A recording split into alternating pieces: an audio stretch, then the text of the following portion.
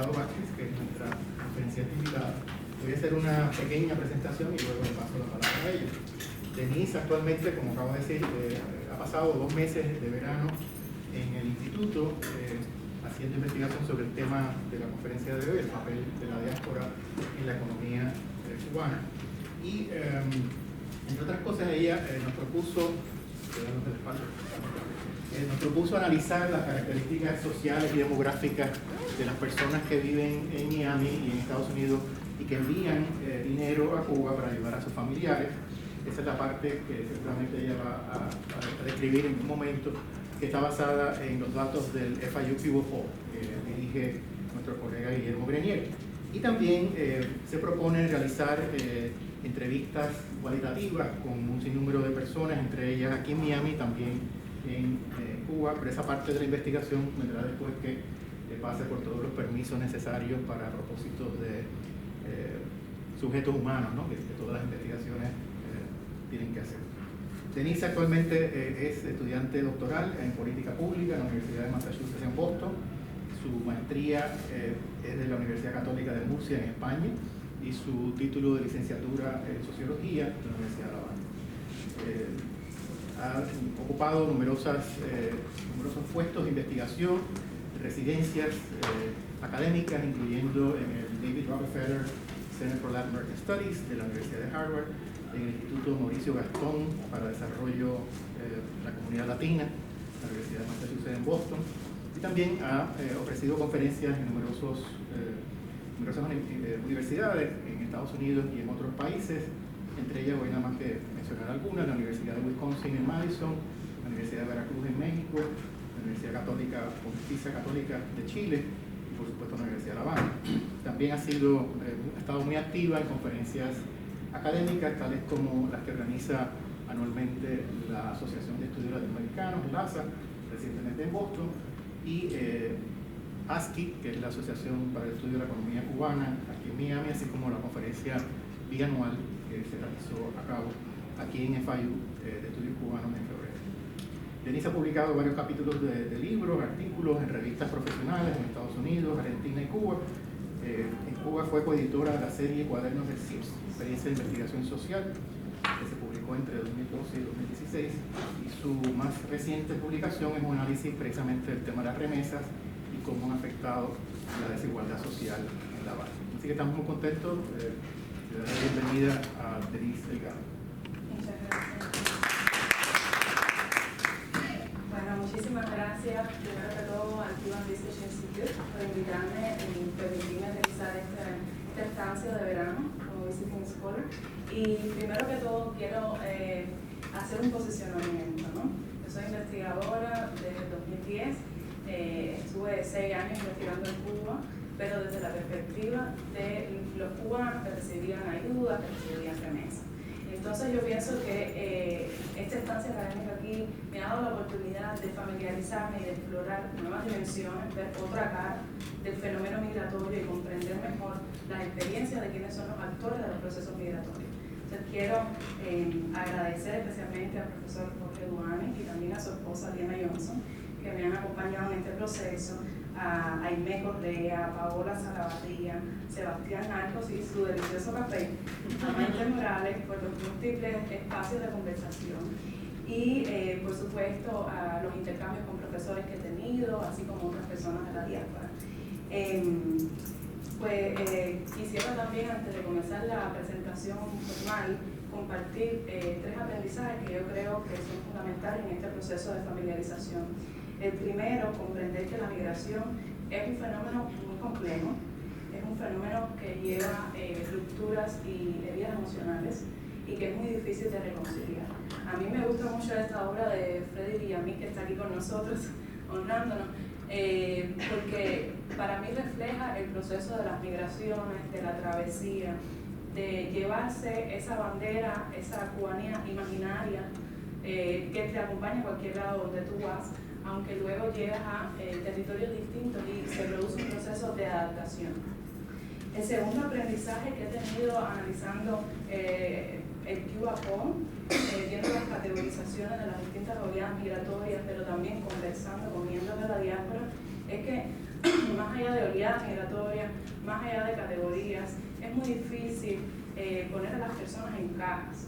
O sea, cuando tú conversas te das cuenta de que existe una diversidad más allá de lo que pudiera ser generalizable, y por eso también la importancia de realizar los estudios de metodologías mixtas, donde se analizan los datos, pero también se incorporan las voces de los participantes.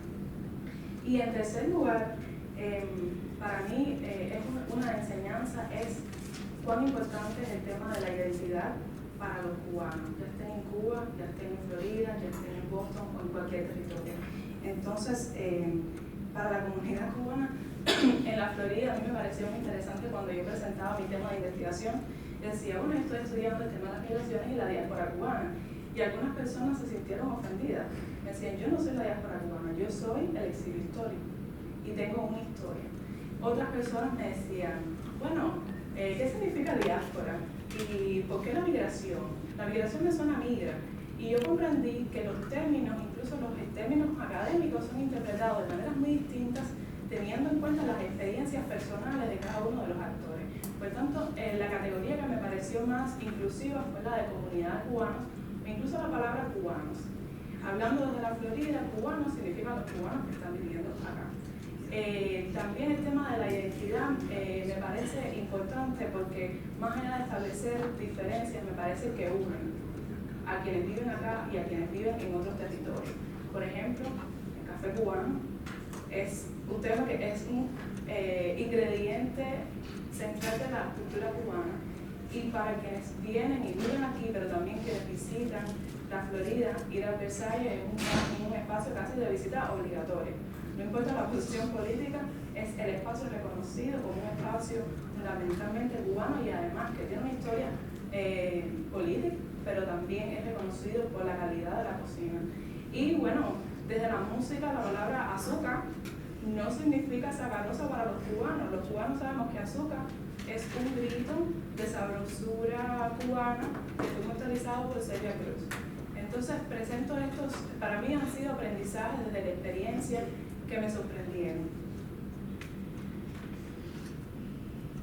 Voy a presentar algunos elementos que yo considero que influyen en los momentos de acercamiento y distanciamiento entre la diáspora cubana que reside en la Florida y también quienes viven en Cuba. El primer factor que yo considero tiene que ver, por supuesto, con la historia y las características propias de la inmigración, o sea, en qué momento llegaste, bajo qué circunstancias, cuáles fueron tus experiencias. También, ¿qué es lo que motiva la migración? Yo creo que aquí hay una teoría de los estudios de las migraciones internacionales que puede ayudar a explicar este fenómeno, y es la teoría del push-pull. Siempre en los procesos migratorios hay elementos de pulsión y elementos de atracción. Las migraciones son fenómenos normales, naturales, pero cambian su significado según los contextos, ¿verdad? Entonces, conversando con cubanos residentes en la Florida, entre los elementos de pulsión yo tuve una diversidad de visiones. En algunos casos fueron elementos políticos, aunque en general la política siempre estaba atravesada.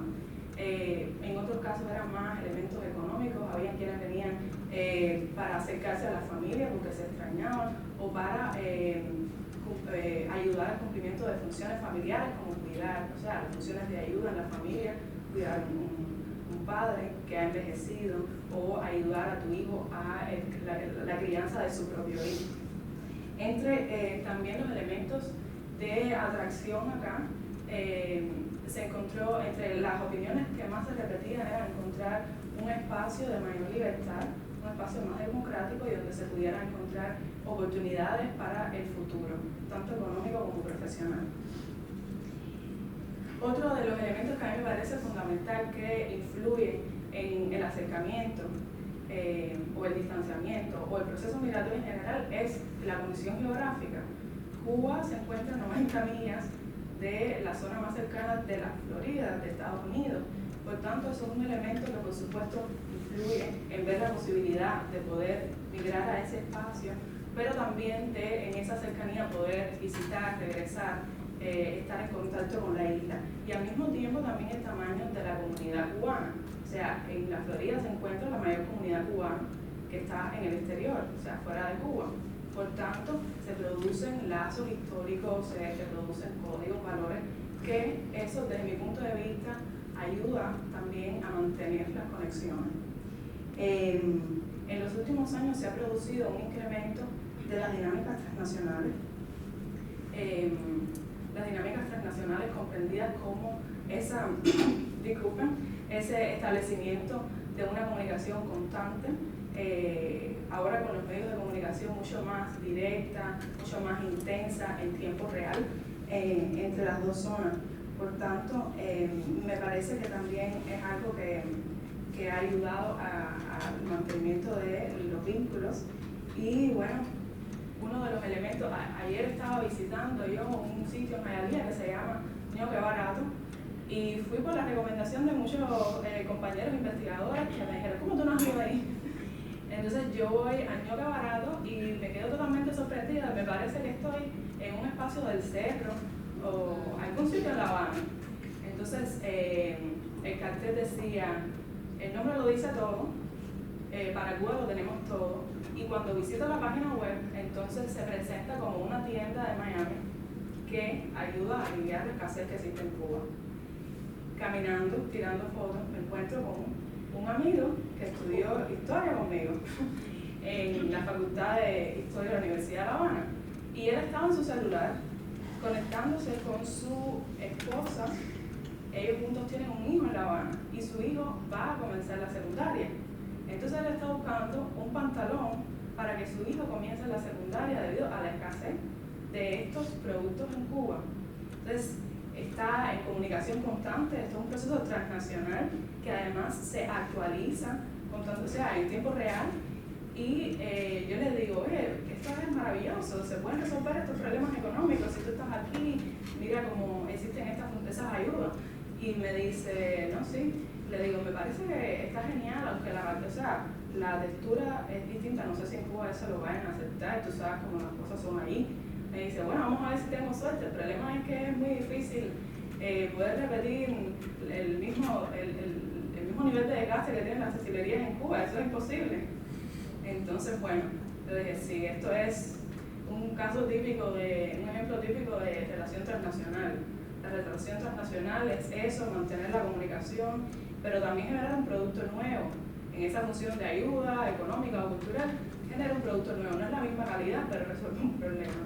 Y es uno de los ejemplos que me parecieron a mí muy interesantes, ¿no? Esa mezcla de atributos que te hacen estar aquí y allá al mismo tiempo, estar preocupado, viviendo en dos dimensiones.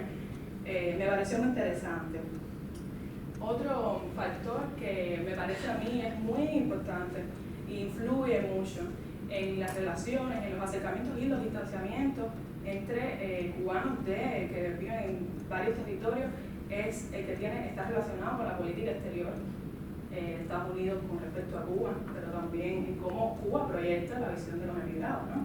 Pero podemos hablar luego sobre lo que está sucediendo con la actual administración de Donald Trump, pero a mí me gustó traer este ejemplo porque yo estaba en ese momento en Cuba y fue sorprendente ver cómo la gente se movilizó por sí misma, con mucha esperanza. Conversando con algunos colegas decíamos, quizás fue una esperanza desmesurada, demasiada, pero esto tiene un significado, o sea, significado para muchas personas, en primer lugar, que podrían ir a Cuba más oportunidades económicas para sus familias, para las economías familiares, para ese espacio donde se estaba desarrollando el negocio privado, estaba emergiendo, y también, bueno, para la economía del país, pero había otra dimensión, que era la dimensión afectiva, y muchas personas estaban pensando en que quizás eso podría limar un poco las asperezas históricas que existen entre los dos territorios, porque quien no tiene quien viviendo en Cuba no tiene un familiar o un amigo que vive en los Estados Unidos. Por tanto, fue como un espacio de mucha esperanza.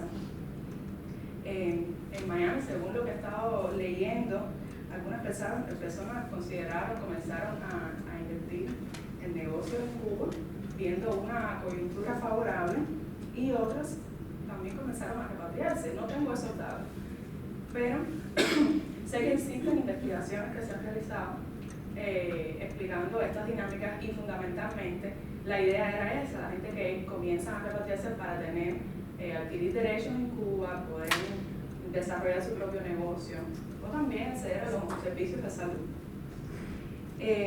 Según el QR Poll de 2018, las personas que han estado más interesadas en ese acercamiento son los jóvenes, quienes han venido después de 1995, y para mí sorprendentemente las nuevas generaciones, o sea, la segunda y tercera oleada migratoria. Y sorprendentemente porque no encuentro cuál es la explicación aún, pero supongo que estarían pensando, sería interesante para mí conversar con algunos de ellos, pero quizás están pensando, bueno, relaciones normales con cualquier país del mundo, inclusive Cuba. Esto fue algo interesante. También la política de acercamiento del presidente Barack Obama trajo consigo la apertura de la posibilidad de los cruceros, de viajar en cruceros tanto americanos como cubanos-americanos. Entonces, en el 2018, más de 521.000 cubanos residentes en Estados Unidos visitaron a Cuba, y en el 2019, más estadounidenses llegaron en cruceros que visitantes en avión en el primer cuatrimestre. Esto es algo interesante, claro, que se ve afectado ahora con las nuevas políticas o regulaciones de la administración presente, pero las cifras habrá que esperar. Pero yo supongo que esto sí va a tener un impacto, por supuesto, en la cantidad de visitantes y en el impacto que esto tiene para la economía en Cuba, teniendo en cuenta que el año pasado el segundo mayor país que contribuyó con visitantes fue Estados Unidos después de Canadá.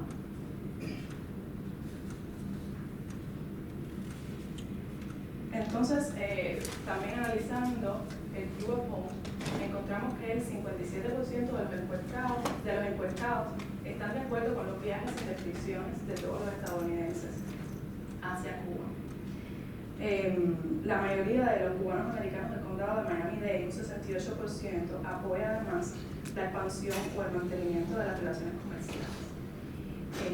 Otro de los, y otra vez parecen ser las personas más jóvenes quienes apoyan esas políticas de acercamiento y quizás pudieran ser cosas consideradoras. Otro de los factores que yo he visto tienen un impacto en ese acercamiento entre cubanos que viven en Estados Unidos y cubanos que viven en Cuba está relacionado con el tema de las remesas, pero también con el tema de las inversiones.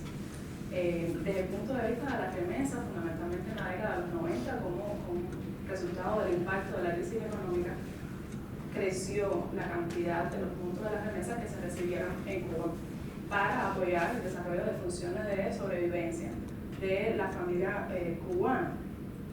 Pero de manera más reciente, con los cambios impulsados y la reforma económica en Cuba a partir de 2010-2011 y la llamada actualización del modelo económico, se ha producido un incremento sostenido de dos variables. Por una parte, el desarrollo de la iniciativa privada y paralelamente a ella el incremento de las llamadas remesas. Estudios cualitativos, no datos oficiales, sugieren que este incremento paralelo tiene que ver con el envío de dinero para desarrollar negocios privados en Cuba que entran a Cuba como si fueran remesas, porque no existe el cubano americano no cuenta como figura jurídica que pueda invertir en negocios privados, más allá de que recientemente se haya dicho de que los cubanos americanos pueden invertir, pero esas inversiones son con planes o con proyectos del Estado. Entonces, más allá de las restricciones, de las posibilidades o no, los cubanos son creativos y han encontrado maneras de participar transnacionalmente en estos procesos de cambios económicos. Por ejemplo, hablando de las cifras, al cierre del 2010, cuando se comienza este emergimiento del sector privado en Cuba, había alrededor de 157.000 cuentapropistas. Luego de 9 años eran casi 600.000 cuentapropistas, lo cual representa un 13% de los trabajadores cubanos en Cuba. Con respecto a las remesas, de sostenido crecimiento, disculpen que aquí no se ve, este es del año 2008, y así paulatinamente. Las remesas crecieron en el 2016 hasta 3.444 millones de dólares y a finales del 2017 eran alrededor de 3.500 millones de dólares, lo cual según las cifras abordadas por el Havana Consulting Group, lo cual sugiere sí esta relación que les había comentado. En este sentido, entonces las remesas han jugado un papel doble. Uno, por un lado, para apoyar funciones de sobrevivencia de familias cubanas, por otro lado, para favorecer el desarrollo de negocios. También con respecto a las aclaraciones metodológicas sobre las remesas, me gustaría decir, por supuesto, si se cuentan estas inversiones, están inflando los datos, ¿no? Porque realmente son inversiones, no son remesas. Y muchas de estas personas que invierten reciben ganancias back.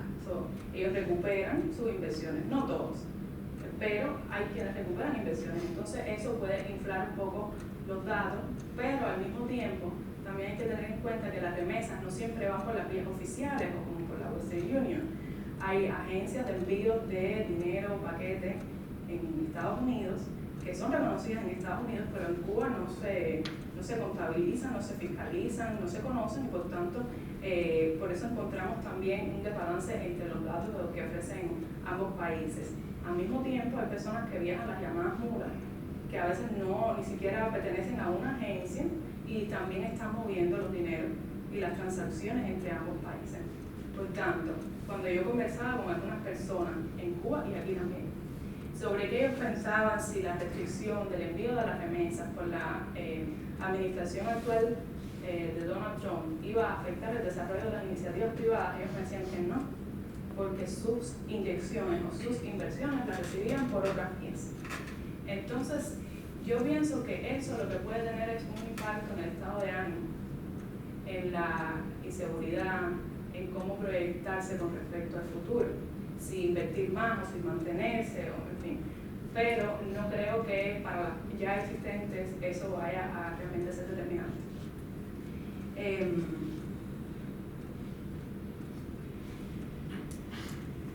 tema de las remesas, bueno, con respecto al Cuba Poll en 2018, el 40% de los encuestados reportaba enviar dinero a amigos o familiares y de ellos el 72% llegaron después de 1995, lo cual vuelve a reflejar esa tendencia de que las oleadas migratorias más recientes apoyan más en procesos de acercamiento con respecto a Cuba. Y por supuesto también está relacionado con el hecho de que es más probable que tengan un familiar o un amigo cercano residiendo en Cuba.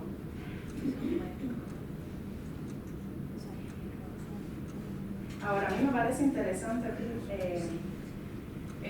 estos datos cuando los comparo con los ofrecidos en Cuba. Recientemente en una entrevista que se realizó a María Elena Carmen Franco Suárez, que es la directora del Centro de Estudios de Población y Desarrollo, ella mencionaba que alrededor del 77% de los cubanos tenían un familiar en el exterior que le enviaba alguna ayuda y de ellos un 95% enviaba remesas. Entonces en Cuba las cifras parecen ser mayores que las que se reportan desde aquí. Esto a mí me trae curiosidad, porque en lo general he visto que los datos sobre remesas suelen ser reportados más altos acá que en Cuba. Entonces yo sé que esos datos ya los reportó a partir de una investigación cualitativa, pero me parece interesante, no tengo una conclusión para eso. En el Cuba Poll, alrededor del 46% menciona que ellos invertirían en la isla y o sea, el 50% menciona que invertirían en un negocio y alrededor del 46% que invertirían en sus propios negocios. Entonces, otra vez, es interesante ver que quienes no nacieron en Cuba, o sea, las segundas y terceras generaciones, parecen estar más dispuestos a realizar estas inversiones. Bueno, esto les mencionaba hace un momento el ministro de Comercio Exterior, quien en junio mencionó que existía una ley vigente desde el 2014 que favorecía o que permitía que los ciudadanos de origen cubano residentes en el exterior pudieran invertir, pero por supuesto son inversiones que se realizarían a partir de proyectos estatales.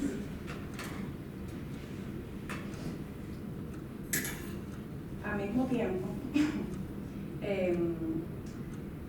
bueno, también mencionaba el tema de las agencias de envío, las llamadas mulas, que hacen a veces la competencia a Western Union.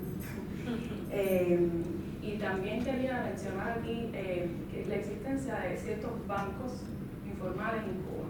Entonces, en ocasiones, cuando van a enviar dinero, ya no hace falta que desde aquí se mueva, se transfiera hacia Cuba, sino que internamente Cuba existe el dinero y se hace cierto intercambio, pero sin tener que atravesar esa frontera.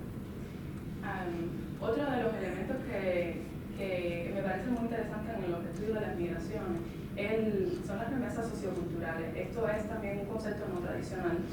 Se refiere a las remesas socioculturales, sobre todo desde la sociología, para hablar de esa transmisión de ideas, de identidades, de prácticas, de conocimientos o valores más allá de los territorios y que está muy relacionada con los procesos transnacionales. Esta obra es del artista Omar Reyes Valdés, también un artista cubano que reside aquí en Hialeah. Y me parece muy interesante también porque me da la idea de cómo, no solamente del proceso migratorio y su complejidad, de los peligros, sino también de cómo tu casa se mueve una vez que tú has migrado. Ya no queda la misma, no es el mismo recuerdo ni es la misma casa, pero se mueve contigo. Hablando sobre cómo se alteran algunas expresiones de la cultura debido a cuestiones de lenguaje, la música y otros géneros artísticos, recientemente se inauguró en Hialeah una calle en honor al cantante cubano nacido en Santi Espíritu, Carlos Bolívar, y por supuesto no es Carlos Bolívar, la calle de Carlos Bolívar es Carlos Bolívar Way. Entonces es una manera de reflejar también cómo las expresiones culturales cambian, pero siguen teniendo un significado, es nuevo. El lenguaje cambia mucho las interpretaciones y las cosas, pero sigue siendo un reflejo de la cultura cubana. Y además, hablando de Carlos Bolívar, también, aunque algunas personas en Cuba no saben que reside acá, la canción Pelotero a la bola, eso mueve a cualquiera a bailar, en cualquier territorio que se encuentre. Entonces, con respecto a los valores, como parte de las llamadas remesas socioculturales, conversaba hace poco con un amigo que es músico, que se llama José Antonio, si Pereira está aquí. Y bueno, estábamos conversando sobre cómo la experiencia migratoria influye en cómo los valores que cambian y luego cómo se transmiten, ¿no?, hacia el país de origen o hacia los familiares que se encuentran, que no han emigrado aún. Y recuerdo que hablábamos sobre cómo existe en Cuba una decadencia de los valores, cómo ciertos valores como ser respetuoso pudieran marcar una diferencia. Entonces, no, vamos a sentarnos todos aquí, no tienes que entrar y decir buenas tardes, o no sea, no marques esa diferencia, todos somos iguales. Pero son valores realmente, son parte de la educación. Venir acá, donde tú rescatas esos valores, también influye en que tú puedas transmitirlos a otras personas en Cuba cuando visitas. O hablando sobre los negocios, también he podido percibir de la importancia que quienes viven acá e invierten en Cuba dedican a que sus empleados en Cuba aprendan el valor de la disciplina, el valor de la organización para los negocios, el valor de aprovechar el tiempo, porque time is money. Entonces estos son valores que no sé si se han perdido en Cuba, pero se han relajado mucho en Cuba. Y es una manera en que tener ese contacto con la diáspora o viajar al exterior también ayuda a que regresen de cierta forma, especialmente en el sector de los servicios de los empresarios privados. Y también el tema de las capacitaciones es muy valorado, sobre todo para quienes salen de Cuba y pueden oxigenarse con nuevos conocimientos, con nuevas ideas y después pueden transmitirlas en Cuba o ver y comparar cuál es su realidad. Entonces, aquí, bueno, comparto los talleres de FIU en Cubano, donde en el 2016 vino un conjunto de empresarios jóvenes y parece que fue muy exitoso. Y algunos regresaron y pues muy estimulados para emprender y para incorporar sus aprendizajes en los negocios en Cuba. Aquí, bueno, el tema de la innovación es otra de las remesas socioculturales que a mí me sorprende mucho. Y aquí comparto una anécdota que voy a tener que leer un poco porque no domino bien todos los términos, pero pues hace unos meses yo tuve una conversación con un amigo que no vive en la Florida, pero vive en Estados Unidos. Y entonces él me decía que desde su casa él tenía una máquina que me mostró, y con esa máquina él podía minar bitcoins y adquirir esta divisa digital. Con ella él podía trabajar en la tecnología blockchain. De esa manera compilar información sobre las transacciones que son transparentes. Con esto crea la criptomoneda, y con la criptomoneda, entonces lo que a mí me pareció muy interesante es que realiza las criptorecargas de teléfonos celulares en Cuba. Ahí me pareció un tema elemental de innovación, de cómo en primer lugar se capitalizan también oportunidades económicas estando aquí haciendo negocios con Cuba. Pero al mismo tiempo cómo tú introduces en Cuba nuevos aprendizajes. Entonces, mediante una aplicación de software que creó, su primo en Cuba accedió y compró un balance de bitcoins. Y con esa reserva, entonces realizaban las recargas cuando salían las promociones. Las personas entonces que no tenían un familiar en el exterior podían llegar a él, darle cash, darle el dinero, y él hacía las recargas mediante la aplicación en internet, o sea, hacía una recarga virtual, pero él obtenía el cash.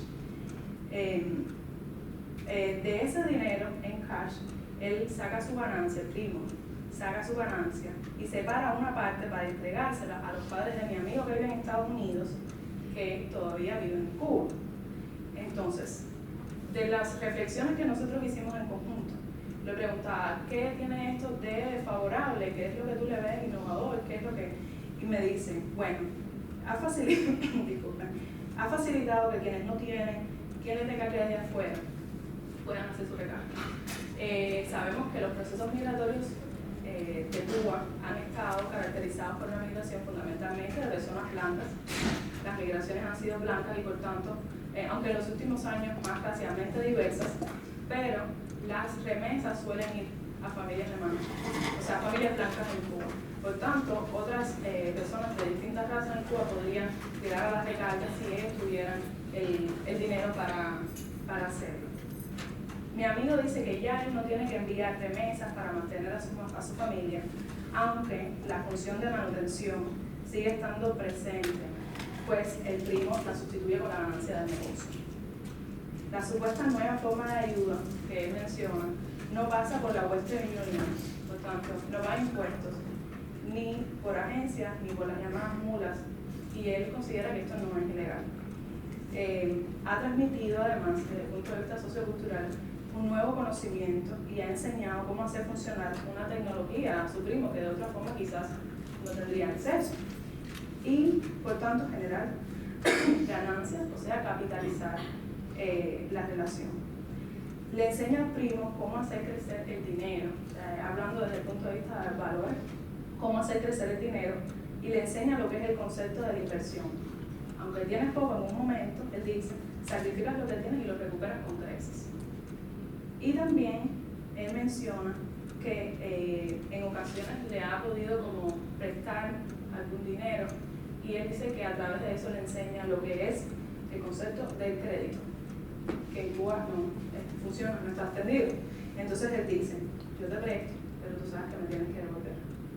Entonces una manera también de cómo las experiencias que tiene una persona que ha migrado hacia el exterior puede ser enseñada y transmitida en personas que viven en Cuba.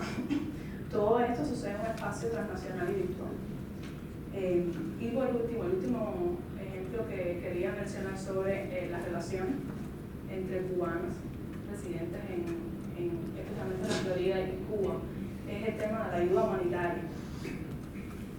Un tornado inesperado pasó por Cuba a principios de año, por tanto eso significó que muchas personas amanecieron en Cuba muy sorprendidas y frustradas, y otras personas amanecieron fuera de Cuba tratando de recolectar dinero y tratando de compilar productos para poderlos hacer llegar a Cuba. También en Cuba se vio como fue muy evidente la organización también del sector privado en tratar de ayudar a las personas a recuperar. Esto a mí me pareció muy interesante y muy significativo porque la diáspora y miembros de los emprendedores en Cuba tuvieron una respuesta mucho más rápida y directa con la gente que lo que el gobierno hizo. El gobierno fue por toda una estructura burocrática, mientras que las personas a través de los medios de comunicación, a través de Facebook, se pudieron organizar y además mostraron que tuvieron un impacto en cómo ayudar a las personas. Y también al mismo tiempo uno de estas, aquí está Caritas Cuba, está la recaudación de fondos que se hizo aquí en Miami, y Caritas Cuba en Boston puso a su disposición una cuenta de banco para que se hicieran donaciones, y ellos tienen una manera oficial y formal de hacer llegar ese dinero hacia Cuba.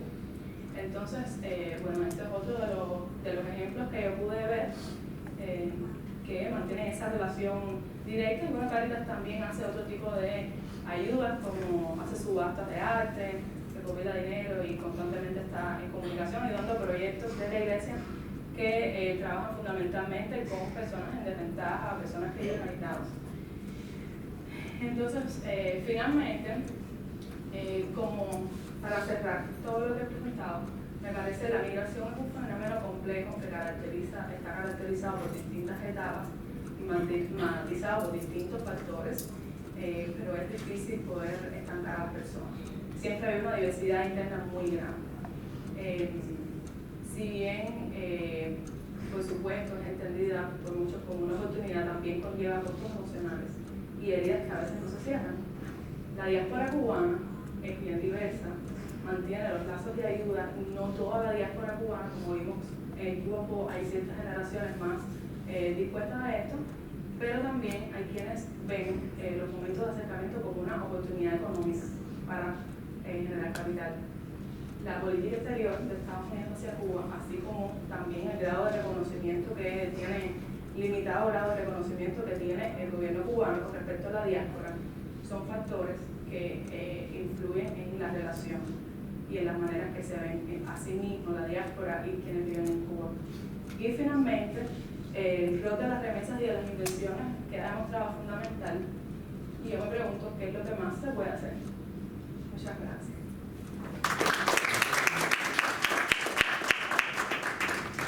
Gracias, Denise. Vamos a abrirlo a preguntas y respuestas.